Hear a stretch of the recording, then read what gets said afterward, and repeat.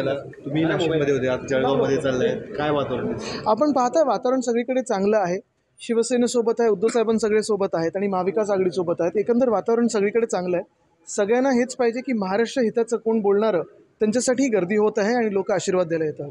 नाराज असलेले बबनराव घोलप यांनी काल मुख्यमंत्र्यांची भेट घेतली होती. येत्या 2 दिवसात ते शिंदेच्या नाही, मी त्यांच्यावर काही बोलणार नाही. मला वाटतं आपण पाहत असाल सामान्य नागरिक हा उद्धव साहेबांसोबत आहे. प्रामाणिक जे लोक आहेत ते आमच्यासोबत आहेत.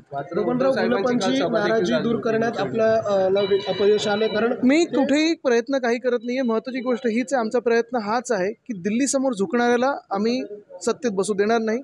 आपण पाहत असाल सगळीकडेच देशभरात अस्थिरता आहे, प्रत्येक राज्यात अस्थिरता आहे. भाजप प्रणित जिथे जिथे सरकार आहेत किंवा भाजपची सरकार आहेत तिथे अस्थिरता आहे आणि आम्हाला स्थिर चांगलं सरकार महाराष्ट्राला द्यायचं. जसं महाविकास आघाडीत आपण पाहत होतात चांगलं काम चाललेलं ते आम्ही करू. लोकांवर उपयोग नसतो.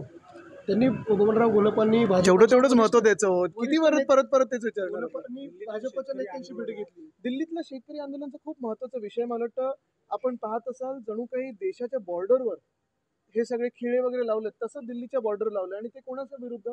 अन्नदात्याच्या विरुद्ध. खरं तर आपण पाहिलं असेल जेव्हा वित्तमंत्री त्यांचं बजेट सादर करत होतं त्याच्यात पण त्यांनी सांगितलेलं की 4 महत्त्वाच्या जातींवर आता पुढच्या वर्षी लक्ष देणार. महिला आहेत, त्याच्यात शेतकरी आहेत, गरीब आणि युवा आहेत. प्रत्येक वर्ग नाराज आहे.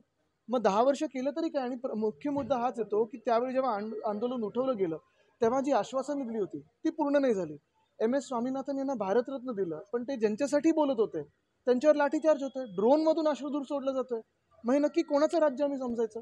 आज कृषीप्रधान देश आपण बोलतो, पण आपण पाहतोय की जसं काही त्यांच्यावर हमला केला जातोय, लाठीचार्ज आहे, गोळीबार आहे, सगळंच केलं जातं. एवढं दिल्ली सील करण्यापेक्षा दिल खोलो, दिल्ली बंद मत करो, दिल खोलोवर बात करो. मुंबईत येत होता तेव्हा काही भाजपच्याच खासदारांनी त्यांना अर्बन नक्सल, माओवादी वगैरे सगळ्या घोषणा दिलेल्या होत्या. पण मुख्य गोष्ट हीच आहे की शेतकरी आहेत. माओवादी असतील तर तुमच्या इंटेलिजन्स एजन्सीज मग काय करतात तुम्हाला माहिती नसेल तर एवढं दिल्लीपर्यंत येतात. पण हे शेतकरी आहेत आणि शेतकऱ्यांचं ऐकणं हे गरजेचं आहे. नक्षल विरोधी पथकाने